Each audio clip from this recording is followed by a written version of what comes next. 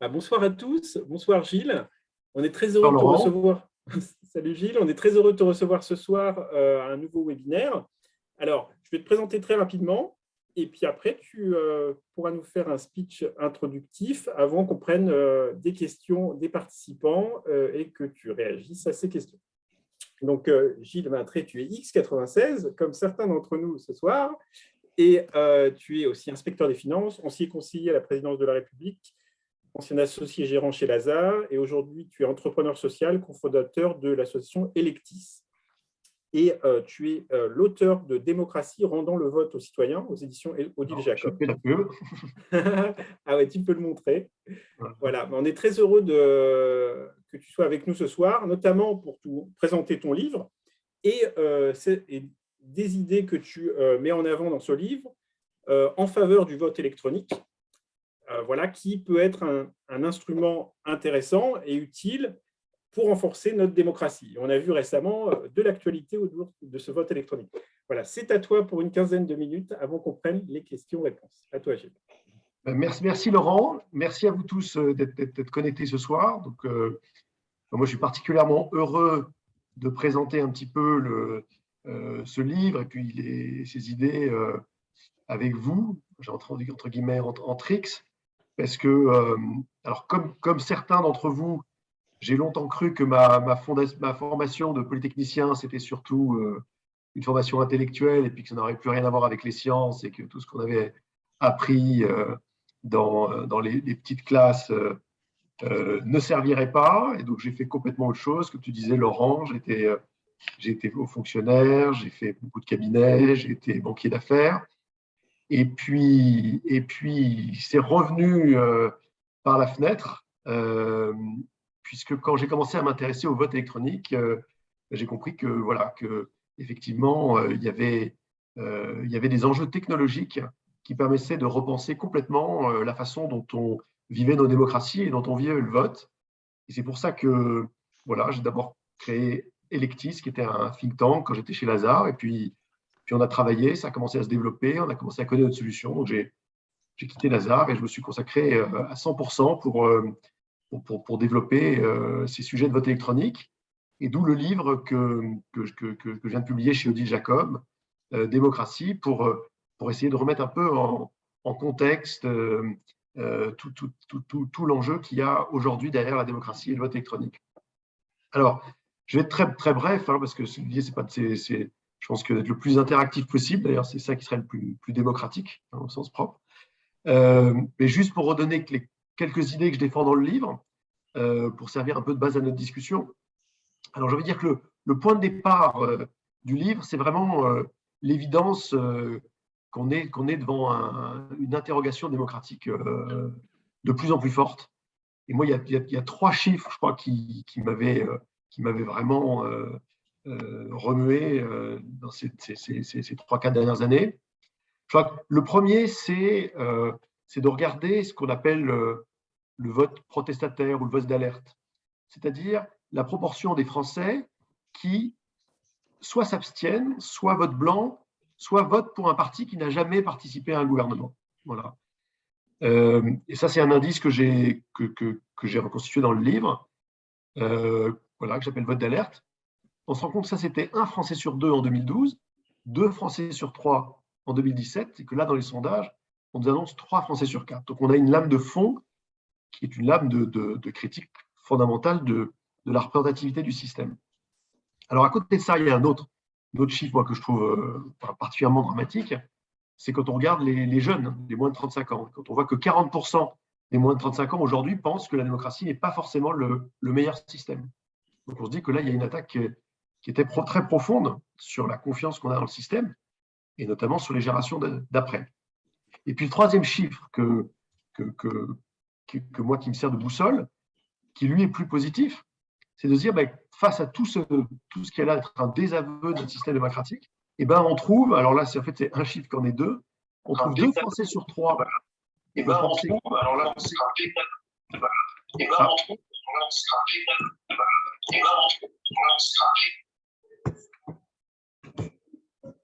je ne sais pas si vous avez la même écho que moi. Il n'y en a plus là. Non, c'est bon, là, ça y est, c'est bon. C'est Ok. bon, c'est parti. Oui, oui. Je donnais un petit peu les chiffres d'espoir après les chiffres, après les chiffres angoissants. Les chiffres d'espoir, c'est qu'on a en général, de manière constante, plus de 2 Français sur 3 qui pensent qu'il faudrait consulter plus souvent les Français, ou alors, ce qui est une autre question, mais qui trouve les mêmes chiffres, qu'on soumette les grandes orientations du pays à référendum, donc une envie de participation. Et puis qu'on retrouve sur un sondage étonnant qui avait été fait par le CEVIPOF il y a 2 ans et qu'ils ont repris, c'est ce qu'on appelle le pouvoir horizontal et le pouvoir vertical. Alors, ce sont des concepts qui sont évidemment un peu élastiques, mais eux le définissaient sur vertical, un leader peut gouverner en s'appuyant sur des experts sans se soucier beaucoup ni de l'opinion des citoyens, ni des autres contre-pouvoirs. Et puis le pouvoir horizontal, c'est au contraire un pouvoir qui en permanence se confronterait à l'opinion et au questionnement des citoyens. On trouve déjà une assez grande balance, c'est 50-50, c'est plutôt en croissance d'année après année. Et puis le signe d'espoir, que je trouve intéressant, c'est qu'on voit que ce chiffre monte à 2 tiers lorsqu'on consulte les électeurs des partis extrêmes, disons extrême gauche, extrême droite ou hors système. Et donc derrière un vote, celui qu'on avait qualifié de vote d'alerte ou vote protestataire, on voit que ce n'est pas un désaveu du système en tant que la démocratie serait un mauvais système, mais plutôt au contraire une envie de voter plus, de pouvoir plus horizontal. Donc on voit une lame de fond derrière qui est plutôt une inadéquation du système par rapport au désir démocratique qu'enragé du système démocratique lui-même. Et derrière ça, moi, c'est ce que j'appelle un peu dans le livre, le désir de voter plus. Ce n'est pas un désir de voter moins, ce n'est pas un désir de remettre son pouvoir à des experts pour vaquer à ses affaires. C'est au contraire un désir de participer plus. Et qui est d'ailleurs en écho avec d'autres sphères de la société. Hein. On le voit dans le monde de l'entreprise, dans le monde associatif, on le voit dans certains partis politiques qui ont compris cette lame de fond dans tous les spectres, depuis l'extrême gauche des indignés espagnols jusqu'au populisme centriste du mouvement 5 étoiles italien, jusqu'à des mouvements au contraire très libéraux, comme j'emprunte dans mon livre, le parti Pomme de Pin en Géorgie. Enfin bon, plein de partis qui innovent pour au contraire faire plus de votes, plus de participation pour essayer de capter ce vote d'alerte. Donc ça, c'était, disons, un peu le constat de départ. Et puis, l'autre grand courant qui va rendre possible en fait ce désir de voter plus, de plus de participation, c'est le vote électronique. Et alors là, quand on a commencé, donc là j'en parle également comme acteur, c'est ce que je vous disais dans Electis, qui est l'association que j'ai créée, on essaye d'être acteur de ce sujet-là. Quand on a commencé à soulever le capot du vote électronique, il y a 2 choses qui nous ont frappés et qui sont un peu comme 2 malentendus qu'on a aujourd'hui sur le vote électronique. Le premier, c'est que tout le débat du vote électronique est toujours considéré un peu avec des arguments d'il y a 15 ans, qui sont un peu les arguments sur les machines de vote, etc., et qui laissent complètement de côté des innovations technologiques très importantes qui ont eu lieu depuis 15 ans, notamment sur la cryptographie, sur la confidentialité, la capacité de faire de la cryptographie qui déchiffre la somme et pas les parties. Enfin, je pourrais revenir dans les questions, puisqu'on est quand même entre ingénieurs, entre guillemets, qui révolutionnent totalement la façon de penser ces systèmes. Des systèmes qui permettent de la vérifiabilité complètement comme le vote papier, c'est-à-dire qui permettent d'avoir des assesseurs, des scrutateurs qui vérifient ce qu'il y a dans une urne électronique comme ce qu'il y a dans une urne papier, et puis des progrès très importants qui ont été faits sur l'identification, l'identité numérique, et puis sur la sécurité des instruments eux-mêmes. Donc, en fait, un débat qui a été complètement rénové techniquement et pas du tout politiquement. C'est-à-dire qu'en revanche, on voit les mêmes arguments ressortir dans le débat public qu'il y a 15 ans. Et puis, le deuxième malentendu, c'est tout le malentendu autour de cette confiance qu'on peut avoir dans l'instrument. C'est-à-dire que, évidemment, c'est un débat qui est politique. La confiance, elle est à la fois objective et subjective. Hein. C'est ce que les Anglais appellent trustworthiness et voilà, et le fait d'être trusted, c'est pas du tout la même chose. Et généralement, ce manque de confiance part de l'idée que voilà, on va vers le grand bouleversement, il faudrait modifier d'un seul coup les instruments, d'un seul coup on va basculer au vote électronique, à l'élection présidentielle.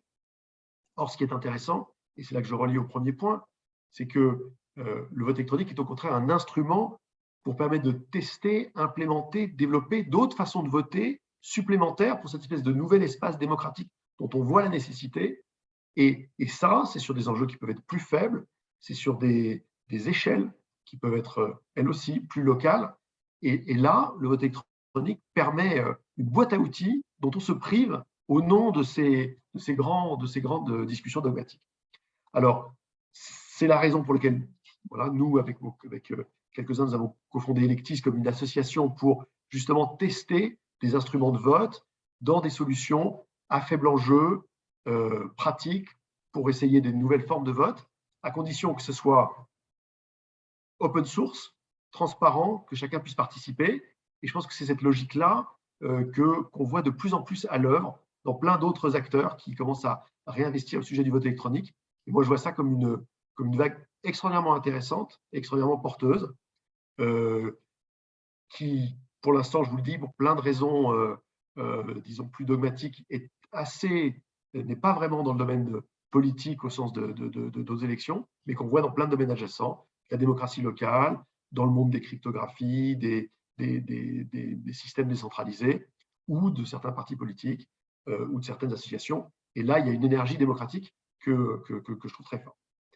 Et c'est ça qui permet, et c'est un peu le troisième temps du livre, et là aussi, je pense qu'on pourra en parler plus dans les questions, d'imaginer à partir de ces expérimentations, qu'est-ce que pourrait être une démocratie de demain, enfin de demain, pas d'après-demain, de demain du prochain quinquennat, des 10 années qui viennent. C'est-à-dire une démocratie où on repense le système représentatif, où on sort de cette grande antagonisme qui nous paralyse un peu entre une démocratie représentative dont on sent qu'elle s'essouffle. C'est tout ce que j'ai dit en introduction sur le fait qu'il y a un défaut de représentation et d'adhésion dans le système tel qu'il est. Et puis, l'épouvantail en face de ça, d'une démocratie directe que des instruments de vote pourraient rendre possible, mais que personne ne souhaite, puisqu'on voit bien on sent bien que voilà, les problèmes politiques qui sont complexes, qui ont toujours été complexes, ont aussi besoin de débats, de concertation, de suivi, et c'est ça qui fonde la démocratie représentative. Donc, qu'est-ce que serait une démocratie représentative du XXIe siècle? Donc, je lance quelques pistes dans le livre. Ça va de la démocratie locale, où probablement qu'aujourd'hui, l'idée qu'on élise un maire pour 6 ans et qu'il décide pour les citoyens a probablement fait son temps, et je le dis aussi comme élu local, et je m'en rends bien compte tous les jours. Il y a une démocratie du quotidien qui demande à s'exprimer. C'est aussi, dans la démocratie nationale, de nouveaux instruments de vote. Il y a de plus en plus de débats sur faut-il de nouveaux types de scrutin, faut-il voter de manière préférentielle, majoritaire. Moi, je serais très heureux dans les questions de revenir sur de nouveaux types de vote qu'on voit se développer. New York qui utilise du rank voting, des collectivités qui mettent en place, comme vous savez, des préférences majoritaires. Et puis, peut-être aussi, une nouvelle forme de compléter, disons, le caractère représentatif du Parlement avec des représentants qui seraient peut-être plus ad hoc sur certains sujets. Moi, un sujet qui je suis très frappé, comme vous l'êtes tous, par le fait que l'élection présidentielle qui se prépare est polarisée autour de certains débats, dont on se demande si parfois ils ne confisquent pas le débat général. Et bien, est-ce que sur des questions nationales, d'enjeux nationaux très précises, est-ce qu'il ne peut pas y avoir un complément à la représentation nationale? On a vu Emmanuel Macron essayer des choses avec une convention citoyenne sur le climat, en disant, voilà, je n'ai pas été élu sur le climat. D'ailleurs, de manière générale, l'idée qu'on élise des gens sur un programme est de plus en plus difficilement acceptée, soit qu'on ne lise pas le programme, soit que les déterminants du vote soient autres. Et ben, cette légitimité sur certaines mesures, est-ce qu'elle ne peut pas être complétée? Emmanuel Macron a proposé de tirer au sort des représentants sur le climat. Pourquoi est-ce qu'on ne les élit pas? Pourquoi est-ce qu'on n'a pas des conventions citoyennes sur tel ou tel sujet où pendant 1 an, voilà, il codéciderait avec le Parlement sur un sujet, le Parlement restant le garant d'une unité budgétaire et politique de l'ensemble des politiques. Voilà. Donc, ce genre de propositions que j'avance, que d'autres avancent, et qui me paraissent absolument indispensables, qui de toute façon ne pourront avoir lieu que si on a des instruments suffisamment flexibles pour que ce genre de vote soit facile, et soit facile à être testé, et soit facile à implémenter. Et dans tous les cas, le besoin d'être imaginatif. C'est quand même extraordinaire qu'on vote aujourd'hui comme on votait il y a 200 ans, sans qu'on ait testé de nouvelles manières. Ça ne veut pas dire supprimer le vote papier, une fois de plus. D'abord, il fonctionne pour la présidentielle. Ensuite, il a une solennité qui a de la valeur pour certains, pour beaucoup. Mais dans les pays qui pratiquent le vote électronique, le vote papier n'a pas été supprimé. Il ne faudrait pas s'empêcher de pouvoir développer d'autres sujets. Alors, je vois déjà qu'il y a plein de questions dans le chat qui portent évidemment, puisqu'on est en Trix, sur le piratage, la sécurité, etc. Je suis ravi d'aborder ces sujets de front. Mais voilà, je voulais donner un petit peu, en tout cas, le panorama, parce que je pense qu'en fait, c'est un tout, c'est un problème qui n'est pas que technique, qui n'est pas que politique. Il faut justement avancer sur les deux jambes. Et je crois que c'est pas de meilleur endroit qu'X Sursaut pour faire réunir ces deux mondes. Voilà. Merci beaucoup, Gilles. Ouais, c'était une intro déjà passionnante. Alors, j'ai oublié de dire au début que j'avais lu le livre et que j'avais adoré. C'était très intéressant parce qu'il y avait à la fois des exemples très actuels et des analyses très actuelles avec notamment les références à la blockchain, à toutes les technologies derrière, mais aussi des références plus anciennes à toute l'histoire de la démocratie depuis la Grèce. Et c'est vraiment passionnant à lire. Je vous encourage tous à le lire. Alors, je vais te poser les questions du chat par batch de environ 3 questions. Donc, Daniel Namias qui te pose 2 questions dans son première intervention dans le chat. Donc, comment ajouter de la confiance dans le vote quand on voit à quelle facilité Trump a fait croire que c'était truqué? Et j'ajoute une question de Fabienne Marquet, qui est vice-présidente d'X Sursaut, c'est qu'est-ce que tu penses des cas de fraude? Voilà. Donc, il y a aussi de la perception de la fraude, mais peut-être aussi des fois des vrais cas de fraude. Et comment donner, donc deuxième question de Daniel Namias, comment donner du sens à la démocratie quand on voit la quantité de fausses informations qui circulent sur Internet? Voilà, je te laisse répondre déjà à ces 3 questions. Fraude, perception de fraude et un peu les fake news.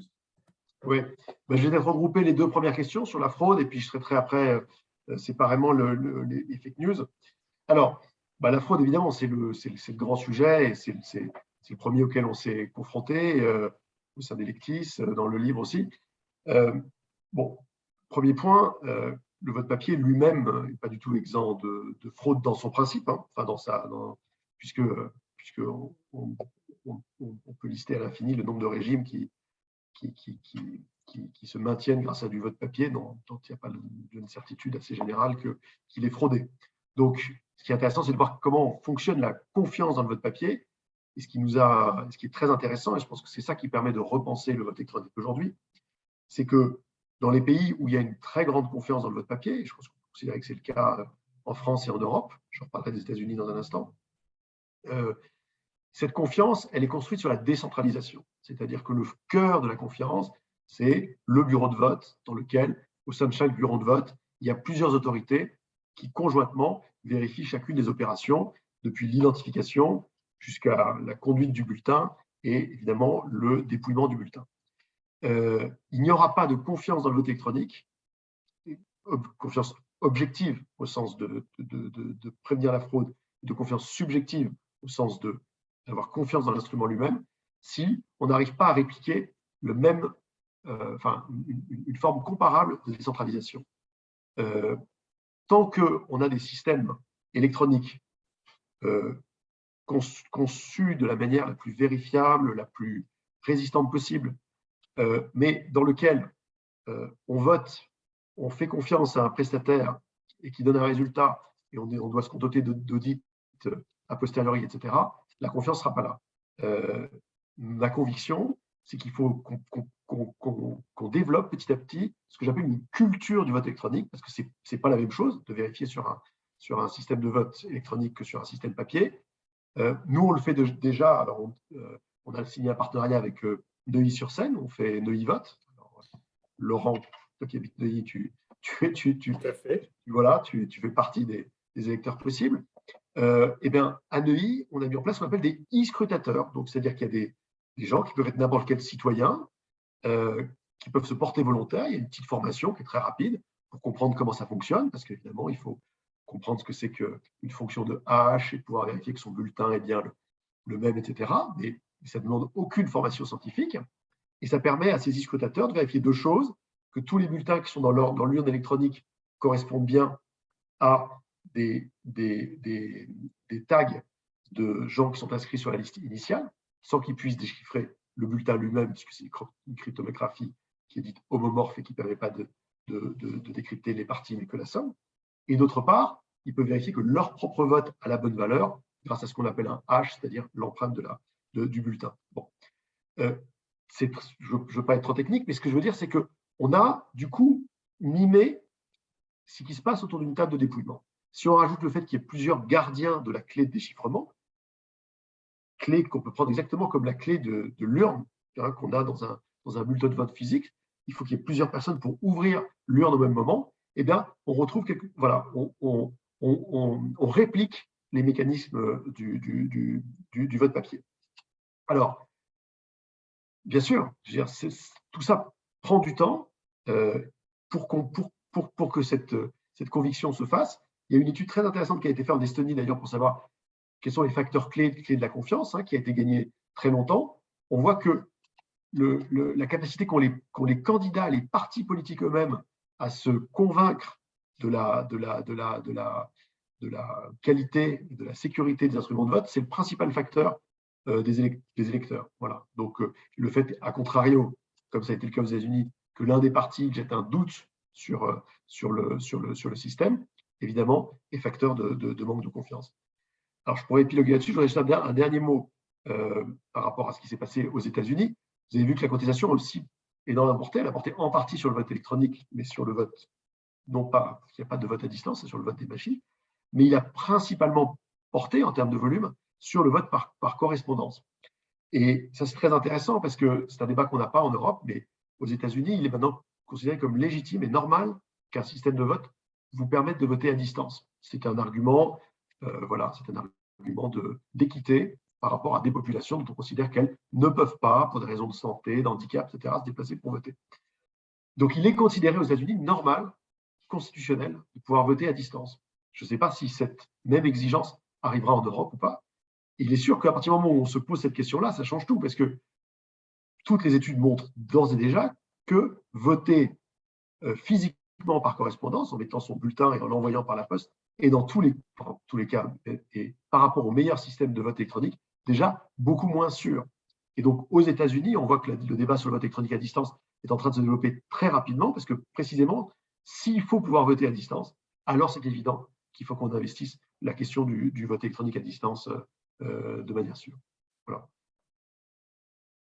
Merci, Gilles. Alors, et pour les fake news sur Internet et le fait Oui. que les gens soient influencés par, en gros, quand ils votent électroniquement, encore plus facilement influencés par du n'importe quoi qu'ils ont lu 5 minutes avant sur Internet. Qu'est-ce que tu en penses? Alors, oui, il y a je vois deux sous-questions. Hein. Il y a la question générale des fake news et comment est-ce on peut être influencé dans son vote. Et ça, pour moi, c'est un sujet qui est vraiment distinct de la question du vote électronique, du vote papier.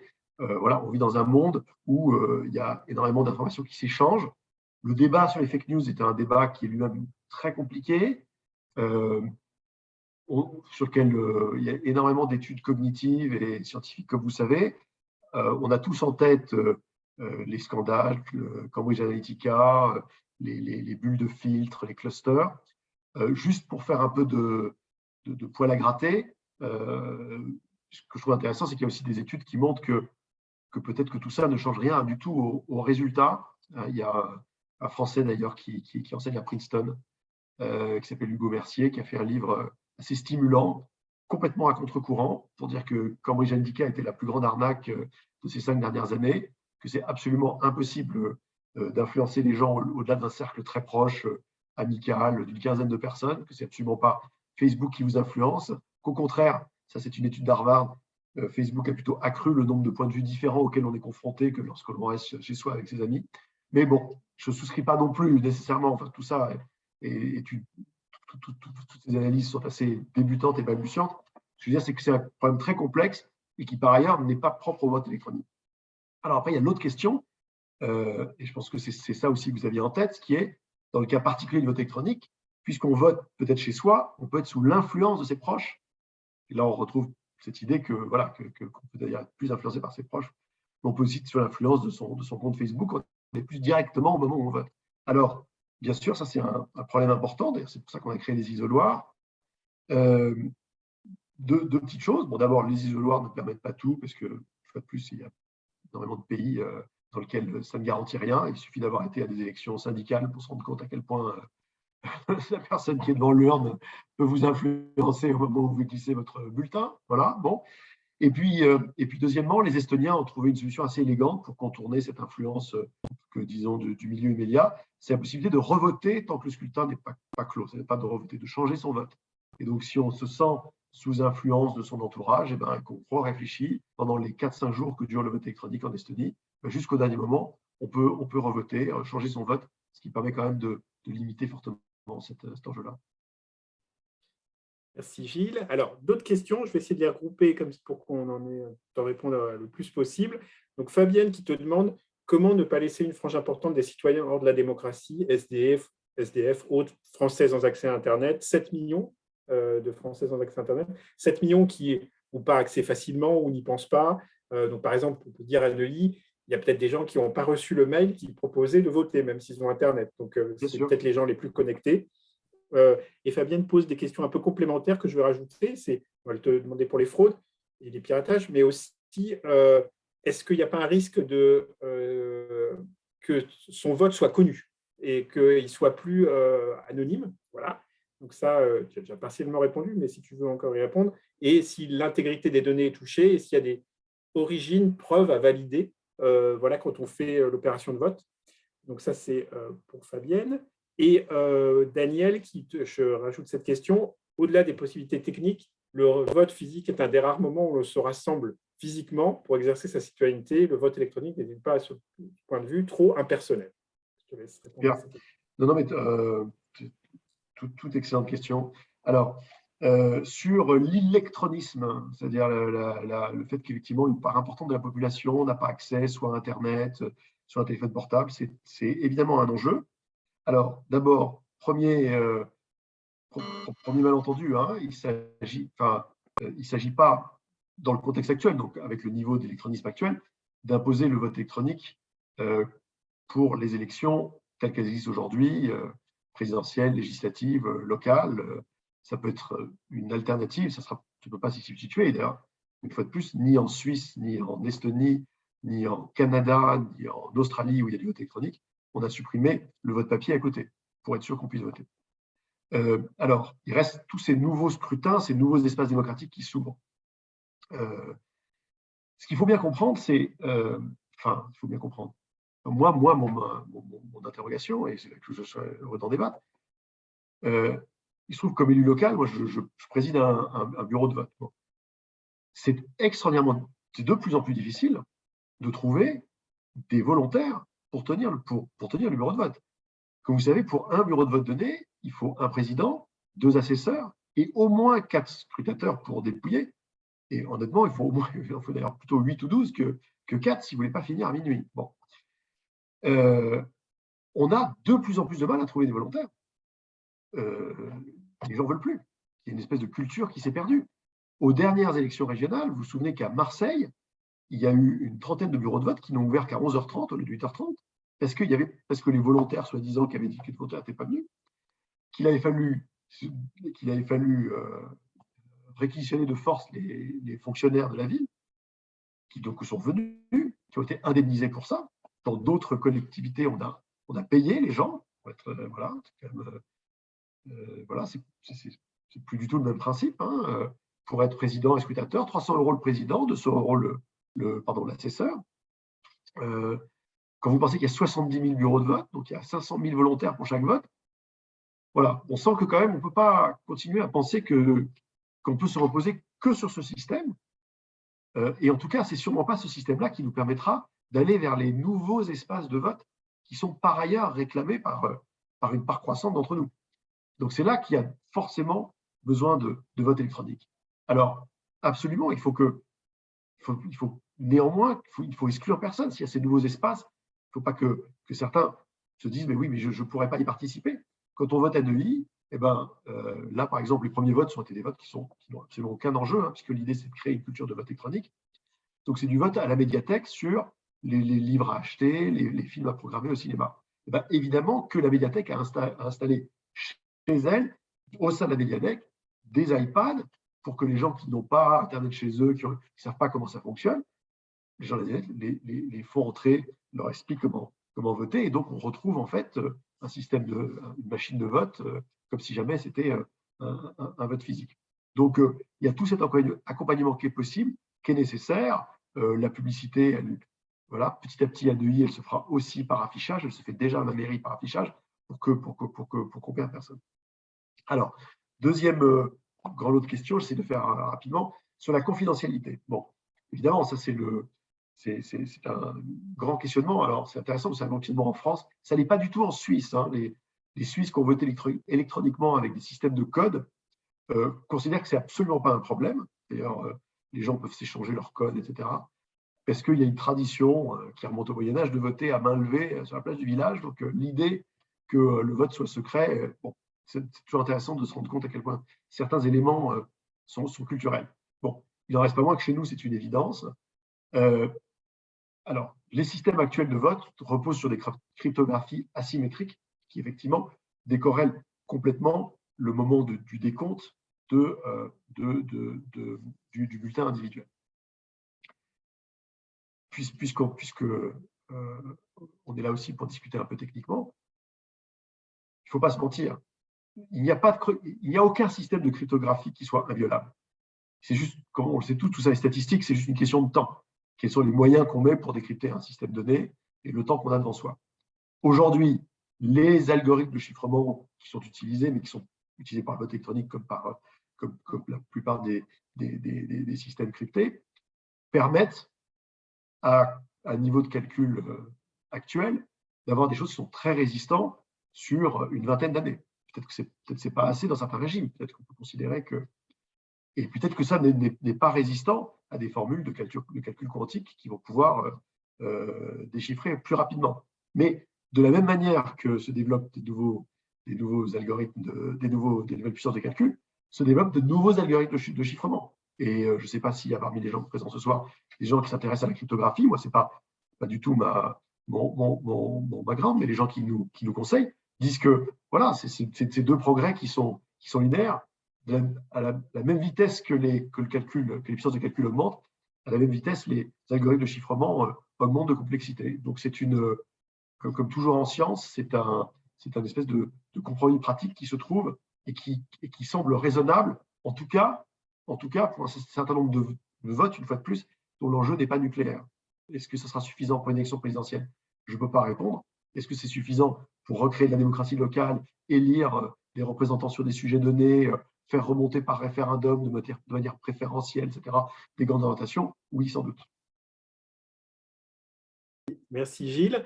Alors, je vais te poser un nouveau batch de questions. Je vais essayer de les synthétiser parce que c'est des questions détaillées et très intéressantes. Tu les as dans le chat. Alors, il y a Jean-Philippe Sibers, camarade de promotion, qui nous pose la question, est-ce qu'on ne peut pas utiliser l'identité biométrique de quelqu'un pour faciliter ce vote? Et donc là où il n'a presque rien à faire parce qu'il a son identité biométrique qui lui sert de se faire acheter, pour lui servir aussi à voter. Daniel Namias qui trouve intéressant l'initiative de l'idée de faire des votes multiples avec des noms, par exemple, faire des premiers tours de scrutin un peu plus avec des votes plus complexes. Et est-ce qu'on ne pourrait pas le tester? Ou est-ce qu'il y a des exemples où ça a déjà été fait?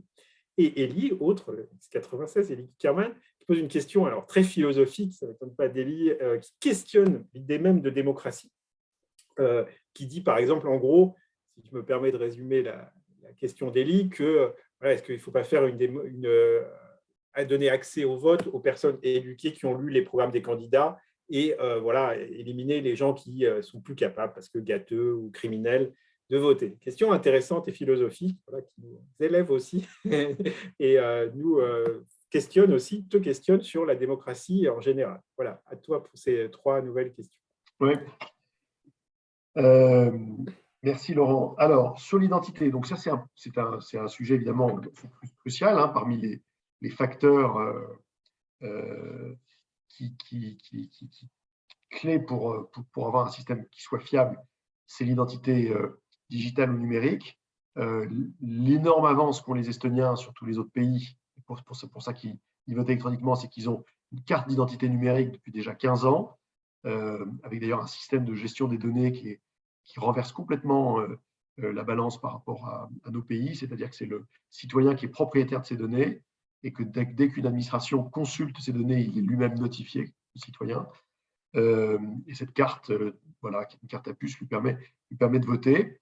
Il y a probablement des solutions beaucoup plus dématérialisées que la carte d'identité numérique qui vont se déployer. L'Union européenne a un grand projet de e-ID à déployer au sein des États membres. L'identité biométrique, évidemment, en fait partie. Ce qui est sûr, c'est que la tendance est générale. Donc ça paraît difficilement imaginable que d'ici 5 à 10 ans, on ne détienne pas des systèmes d'identification qui soient absolument fiables numériquement. J'ai envie de dire, de toute façon, ça se développe déjà en dehors des États. Hein, tous ceux qui s'intéressent un peu à la blockchain, au système décentralisé, voient à quel point les identités décentralisées sont en train de devenir presque aussi fiables, voire plus fiables que les identités souveraines, ce qui ouvre tout un débat politique et philosophique. En tout cas, pour ceux qui croient à la nécessité du vote électronique, il y a un très, très, très grand signe d'espoir sur les différentes pistes. Mais pour répondre concrètement à la question, laquelle de ces formes d'identité va s'imposer dans les 5 ans qui viennent comme la plus fiable, moi, je ne serai pas en mesure d'y répondre, mais peut-être que ce sera un cocktail de tout ça, peut-être qu'il y aura plusieurs types d'identités qui coexisteront, mais le biométrique, il y aura évidemment sa part. Alors, sur sur les différents types de votes, oui. Oui, alors ça, il y a une littérature abondante, il y a plein d'expériences. Alors, nous, au sein de l'association Electis, on se veut à la fois complètement transpartisan et puis neutre philosophiquement. Ce qui est intéressant, c'est justement de les tester. Moi, je n'ai pas envie de dire s'il faut faire absolument du vote préférentiel, il faut faire absolument de la préférence majoritaire. Parmi les choses, juste pour mentionner une ou deux choses qu'on voit, je parlais tout à l'heure de la ville de New York. Donc, New York propose maintenant, pour ces élections, non pas de voter simplement pour une seule personne, mais voter pour 5 personnes au maximum. On peut voter que pour un, mais on peut aussi voter pour 5 dans cet ordre. Et la première a plus de points, puis moins, puis moins. Évidemment, il y a plein de modélisations qui montrent que ça fait apparaître des candidats qui sont plus consensuels ou qui sont plus ou qui se rapprochent plus de ce qu'on appelle le petit mode de Condorcet, c'est-à-dire le candidat qui, dans tous les duels 2 à 2, battrait tous les autres candidats, bon, même si le rank voting new-yorkais n'est encore qu'une approximation de ça. Bon, c'est intéressant, ça a déjà été utilisé. La dernière élection du maire de New York s'est appuyée là-dessus. Moi, ce que je relève, c'est que là, ils l'ont fait par du vote papier et que ça a été du coup extraordinairement confus et compliqué, puisque d'abord, concrètement, remplir un papier avec 5, ensuite, faire le décompte de tous ces papiers et puis garantir la sécurité de ce système-là, c'est avéré pour les New-Yorkais un enfer. Je ne sais pas si vous vous souvenez, il a fallu 15 jours pour connaître le nom du maire de New York alors que tout le monde avait voté. Il y a eu plein de contestations parce qu'il y avait des bulletins de test qui étaient mélangés avec les bulletins exacts. Bon, ça paraît une évidence technologique que pour tester ce genre de solution, le vote électronique sera beaucoup plus puissant.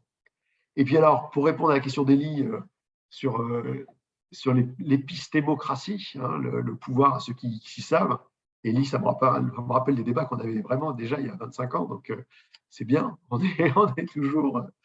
mais j'ai envie de te rassurer, Élie, on y est déjà dans l'épistémocratie. C'est-à-dire que, en fait, quand on regarde, il y a un sondage qui m'a frappé, enfin, une mesure, aux dernières élections régionales, il y a eu une abstention massive, comme je me souvenais, de l'ordre de 65%, un peu plus par endroit, 70, 72, hein, ça dépendait des régions. Et ben, les sondeurs ont essayé d'interroger les gens en fonction de leur niveau de revenu. Alors, niveau de revenu ne veut pas dire évidemment un niveau de connaissance, mais en tout cas, en termes simplement de corrélation avec les diplômes, ça en revanche, la courbe est claire. Disons en termes de niveau académique, puisque c'est toujours très compliqué de définir l'intelligence, la compétence, etc. Mais si on prend juste la compétence académique, et ben on voit qu'elle est corrélée au niveau de revenu. Les ménages qui gagnaient plus de 3 500 € ou plus par mois, et ben, l'abstention était descendue à 50-55%.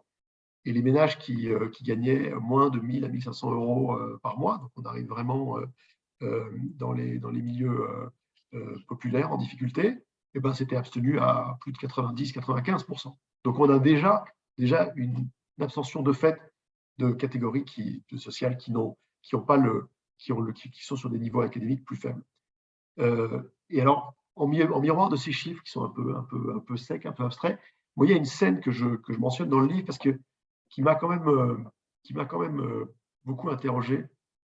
Et je crois que c'était aussi un des moteurs de ce livre et puis de ce qu'on fait autour d'Electis, qui est dans Hold Up, le fameux documentaire maudit, complotiste, interdit. Bon. Alors, moi, je ne sais pas si c'était votre cas ici. Moi, j'ai quand même eu envie d'aller le regarder parce que c'était tellement honni.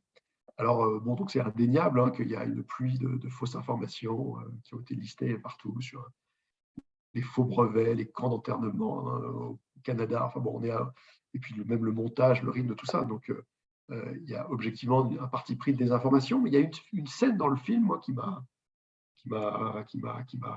interrogé, où on voit Laurent Alexandre, technologue, qui est justement à l'X, qui fait une conférence à l'X, dans l'amphi qu'on connaît tous, là, j'oublie son nom, c'est Poincaré, non, le grand amphi Poincaré. Voilà, Poincaré. Bon, à notre génération, on avait entendu Finkielkraut et autres. Bon, voilà, donc Laurent Alexandre parle aux X, et puis il fait un peu du hariri du harari, je veux dire, à la sauce française. Il dit voilà, dans le monde de demain qui va être tellement complexe, et ben, le vrai discriminant, ça va être le QI. C'est-à-dire que si ceux qui n'auront pas un QI suffisant vont être laissés pour compte, il y aura les dieux et les inutiles. Et il dit aux X qui sont là, ben voilà, ben les dieux, c'est vous, bienvenue. Et puis, bon, ben les inutiles, ça sera les gilets jaunes, les consorts, etc. Et puis, alors, Hold Up filme une sage-femme. Évidemment, c'est pas neutre, hein, une sage-femme, mais non, c'est le parti pris de cette autre forme de sagesse, une sage-femme qui est là, et qui écoute tout ça et qui est bouleversé, parce qu'il se dit, mais comment est-ce qu'on peut, à des jeunes gens et jeunes femmes tellement confortés dans leur supériorité par le système actuel, comment est-ce qu'on peut en plus leur dire, mais vous êtes les dieux, et puis les autres, ça va être les inutiles. Et donc, nous c'est quoi dans tout ça? Et on sent bien que là, on met le doigt sur une cassure qui est extrêmement profonde. Cette fracture qui est la fracture éducative, qu'on retrouve dans la fracture politique, fracture européenne, et aujourd'hui dans cette fracture électorale entre ceux qui ne votent plus, ou qui votent pour des partis extrêmes, ou qui votent blanc, et les autres.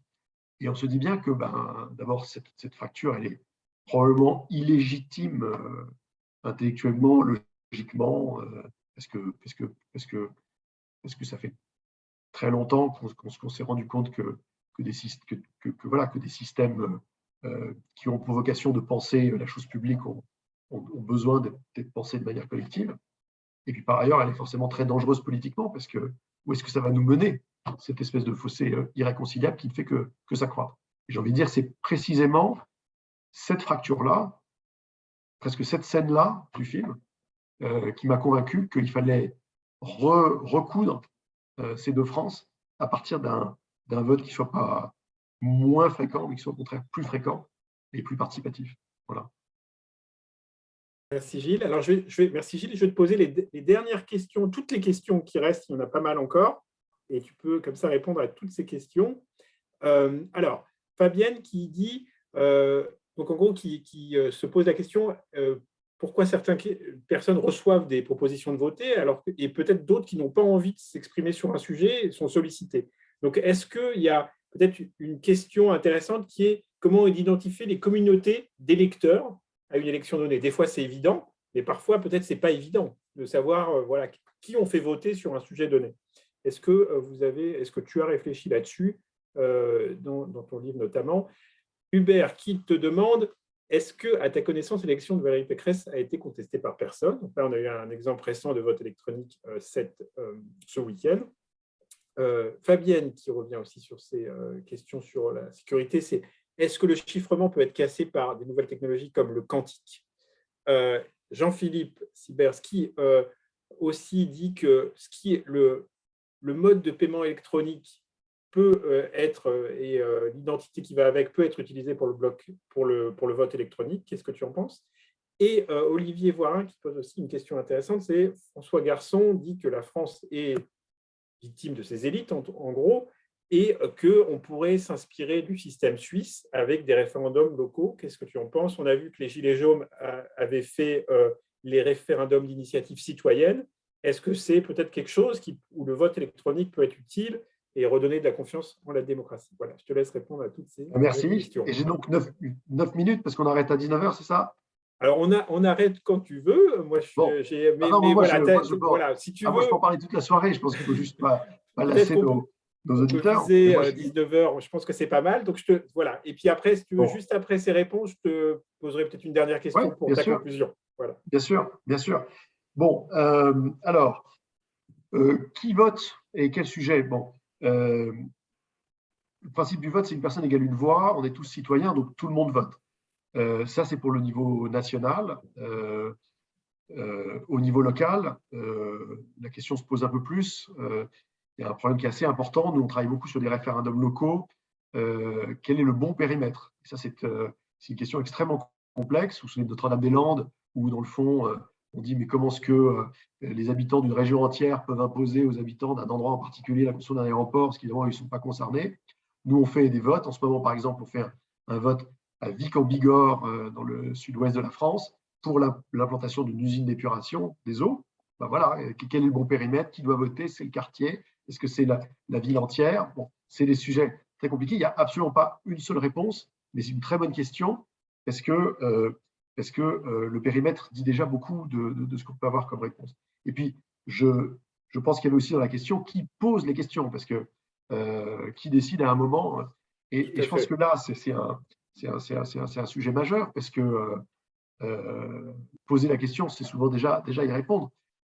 Élargir, créer de nouveaux espaces de vote en disant qu'on va pouvoir faire plus de participation des citoyens, mais en laissant à une seule autorité la possibilité de poser la question, on voit bien que peut-être que c'est une petite amorce provisoire, mais ça ne peut pas être la solution d'une nouvelle démocratie représentative, parce que précisément, on aura reconfisqué ce qu'on aura voulu redonner par ailleurs. Et on voit que dans tous les systèmes de référendum d'initiative, etc., souvent, il y a la possibilité, lorsqu'il y a un certain nombre de citoyens, de pouvoir poser cette question-là. Ça peut être la même chose pour des conventions citoyennes demain, s'il y a suffisamment de citoyens qui le proposent. Il faut absolument que ce pouvoir d'initiative soit lui aussi partagé. Alors, sur le vote électronique des Républicains, alors, bon, il se trouve que moi, je suis élu local républicain, donc je fais un énorme caveat avant de parler. Mais une fois que j'ai dit ça, j'enlève cette casquette-là, je parle comme citoyen. Le vote s'est très bien déroulé, on n'a pas rapporté de problème. Moi, je note deux choses. La première, c'est que le code n'était pas open source. C'est NeoVote n'a pas souhaité rendre son code open source. Je considère comme citoyen que c'est un problème, qu'on ne peut pas voter sur des solutions de vote dont le code n'est pas ouvert. C'est une question de confiance subjective et c'est une question de confiance objective, parce que ouvrir le vote, c'est entre guillemets antifragile, c'est être capable de tester des attaques à l'avance.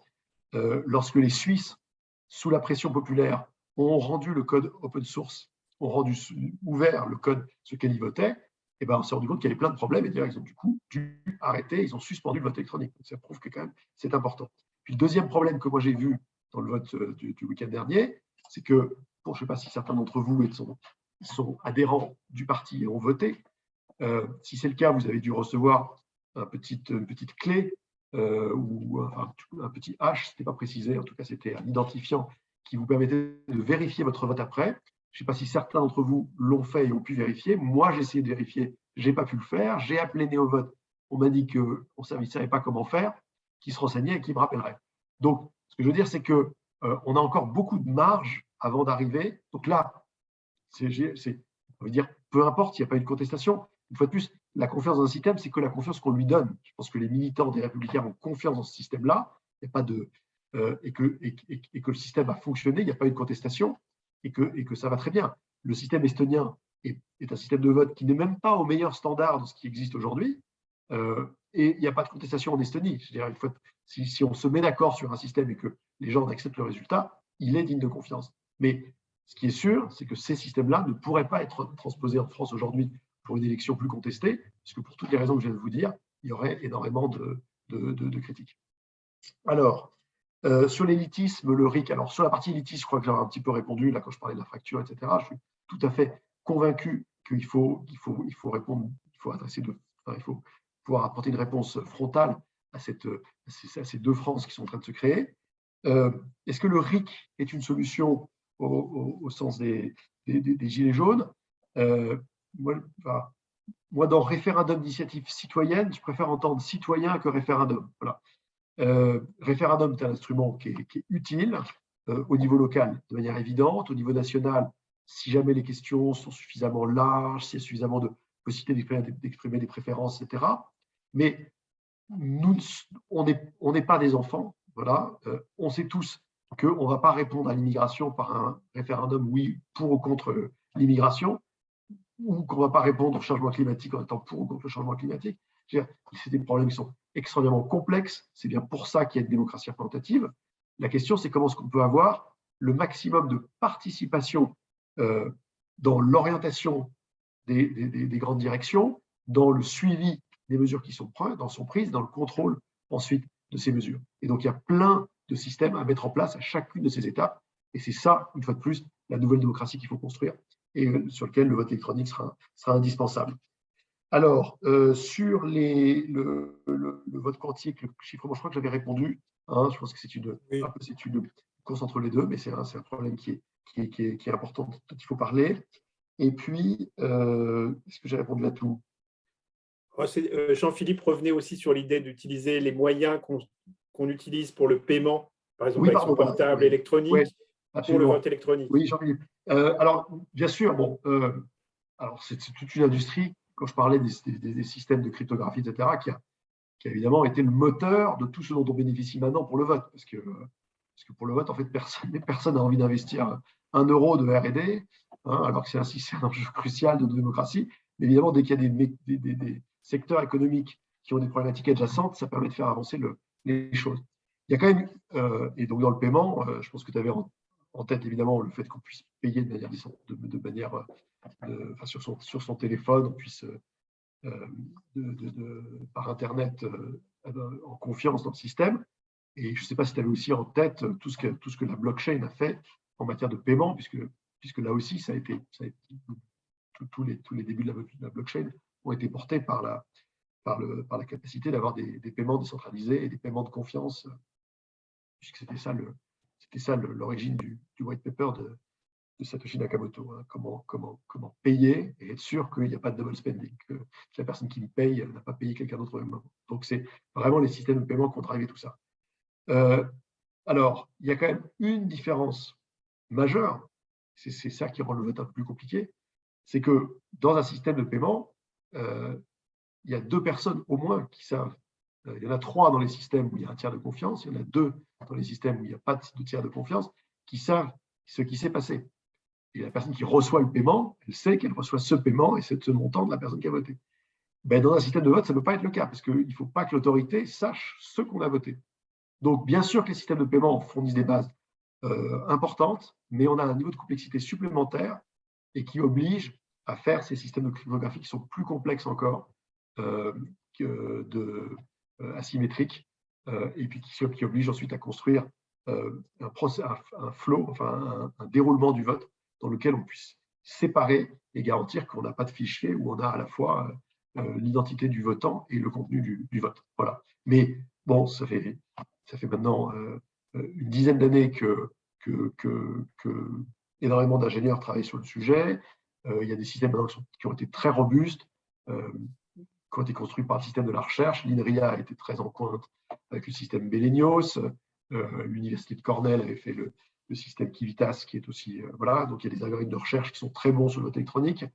Il y a aussi des GAFAM qui ont commencé à investir le sujet. Microsoft a développé Election Guard entièrement en open source, qui est un système qui est parmi les meilleurs standards aujourd'hui de vote. Donc on commence à avoir des systèmes extraordinairement robustes, open source, disponibles sur lesquels construire des systèmes de vote.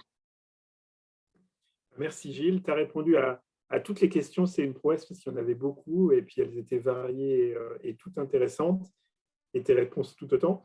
Alors je vais peut-être te poser la dernière question pour aussi amener à conclure ce webinaire. Alors pour toi, c'est quoi les facteurs clés de succès pour que le vote électronique soit plus largement utilisé? Et notamment, on arrive dans une année électorale où il va se passer plein de choses, mais pas seulement. Voilà. En 2022 et au-delà, comment tu vois le vote électronique devenir quelque chose d'incontournable pour la démocratie? Alors, les facteurs clés de succès, moi, j'en vois deux. Le premier, c'est que, évidemment, les choses ne changeront que s'il y a évidemment une pression démocratique. Il faut que ce besoin, ce désir de voter plus qui s'exprime puisse s'incarner et soit vécu. Les gouvernements, les exécutifs, les personnels politiques n'est jamais que le reflet des électeurs. Si cette pression-là ne se manifeste pas, le système n'évoluera pas ou tardera à évoluer. Donc ça veut dire deux choses. Ça veut dire créer un vrai débat démocratique sur le sujet. Aujourd'hui, ce qui me frappe, c'est le nombre de malentendus qu'il y a. Et en particulier, tu l'as bien dit Laurent, parmi les forces les plus visibles qu'on voit sur le besoin de voter plus, il y a des gilets jaunes, des mouvements citoyens, par exemple les jeunesses sur le climat, tous ces mouvements un peu apolitiques très présents sur les réseaux sociaux. Et bien, paradoxalement, ces mêmes mouvements sont viscéralement contre le vote électronique parce que justement, alors oui, mais c'est comme ça que on va frauder le système, c'est la France d'en haut qui va vouloir nous voler la France d'en bas. Paradoxe énorme, parce que précisément, ça devrait aller dans le même sens. Donc, il y a le besoin de créer un débat public sur le sujet. Donc voilà, en parler, les médias, les conférences, l'université, la recherche, etc. Et puis en faire, parce qu'il ne faut pas qu'en parler, il faut en faire. Et c'est tous ces mécanismes de démocratie locale, associative. Et c'est pour ça que, voilà, nous, on est tellement engagés, Electis, à ce qu'il y ait de la démocratie où elle est, parce que c'est là où il y a des forces vives qui ont envie de voter plus dans les universités, dans les villes, et que ça va donner corps à ce désir de voter plus. Et puis le deuxième facteur clé de succès, c'est que, à côté de ce mouvement, disons, du bas vers le haut, il faut aussi qu'on arrive à s'organiser collectivement sur ce sujet-là. C'est-à-dire qu'on ne pourra faire du vote électronique que si on repense même la façon qu'on a de construire nos infrastructures, ce qui sera une infrastructure publique de la démocratie. Ça ne peut pas être une civic tech qui va arriver avec un super système de vote électronique en disant regardez, voilà, c'est ça, et tout le monde va se mettre à voter là-dessus. La confiance ne sera pas au rendez-vous, et c'est probablement pas le système le plus pertinent, d'une part, et d'autre part, il n'y aura jamais un seul système de vote pour tout. De toute façon, il n'y a déjà pas un seul système de vote dans tous les pays du monde. Il y a parfois des pays, vous avez vu, il y a d'avoir des élections en Gambie. Et alors, on a découvert qu'en Gambie, ils votaient avec des billes. Je ne sais pas si vous avez vu ça, c'était magique. Alors, on voyait, parce que c'était un système extraordinairement astucieux. Au lieu d'avoir un bulletin de vote rempli, on a une bille, on la met dans la bonne urne. Et comme ça, quand on met sa bille, ça fait sonner une petite cloche. Et on est sûr que les gens ne votent qu'une seule fois. Bon, il y a quelque chose de très intelligent dans cette idée, parce que ça retourne. Au lieu d'avoir une seule urne et plusieurs types de votes, on a plusieurs urnes avec un seul type de vote. C'est très intéressant pour le design des solutions informatiques futures. Bon, petite digression pour dire que de toute façon, il n'y aura jamais qu'un seul type de système de vote. Il y aura peut-être plutôt une librairie de systèmes de vote qui devront tous être open source, transparents, et qui auront probablement été, le mot est devenu un peu galvaudé, mais co-construits, mais pas co-construits. Est-ce qu'il y aura eu à la fois la participation du secteur privé, du secteur public, du secteur associatif, un peu comme on voit dans le monde de l'open source, hein, se développer à partir justement sur des GitLab, des GitHub, des solutions qui s'enrichissent de la participation d'énormément d'acteurs. Et ça, je veux dire, ce chantier-là, je pense qu'il n'a pas vraiment commencé. Tu parlais, Laurent, des élections là, qui vont avoir lieu en 2022, donc on va tous voter papier ici en France. Vous avez sans doute vu, ou peut-être pas, que les Français de l'étranger, eux, vont voter de manière électronique. Donc en fait, la France fait partie des pays qui votent électronique. Il n'y a pas que l'Estonie, la Suisse, ça a lieu en France. Et ça va élire 11 députés de l'étranger qui, si ça se trouve, si jamais la majorité ne tient qu'à quelques députés, vont être les faiseurs de roi du prochain gouvernement français. Donc l'enjeu est quand même assez substantiel. Et donc bravo, cocorico, on fait des choses, la France n'est pas en retard, mais en revanche, carton rouge, on le fait là aussi avec un prestataire dont la solution est complètement close source. On ne sait pas ce qu'il fait, ce n'est pas vérifiable. Donc là, voilà, ça s'est bien passé pour les Républicains, mais une fois de plus, imaginez que la majorité tienne à quelques députés. Je pense qu'on va être dans une crise institutionnelle assez forte parce que ça va être très compliqué de justifier que ces députés, ces Français de l'étranger auront été élus dans les mêmes conditions que les Français de métropole. Voilà, ça c'était pour mettre un petit peu de polémique à la fin de la vidéo. Voilà. Merci beaucoup, Gilles. C'était passionnant et tu as été très honnête et très convaincant, je trouve, sur le vote électronique. Moi, je trouve que ça enrichit la démocratie et qu'on a envie qu'il y ait ce débat dont tu parles. On te remercie beaucoup. Merci à toi, Laurent. Merci aux participants. Et puis, je vous enverrai très bientôt, et à toi, Gilles, en particulier, le lien vers la vidéo. Voilà. Je vous remercie tous. Et puis, très bonne fin d'année. Bonsoir à tous. Et je suis très heureux de continuer la discussion, évidemment. Je crois que tu mettras sur YouTube. Donc, plutôt que… Parce que j'encourage tout le monde, plutôt que s'envoyer des mails et continuer, etc. Moi, j'aime bien, YouTube est très actif. D'ailleurs, il y a une communauté de gens sur YouTube qui est toujours très…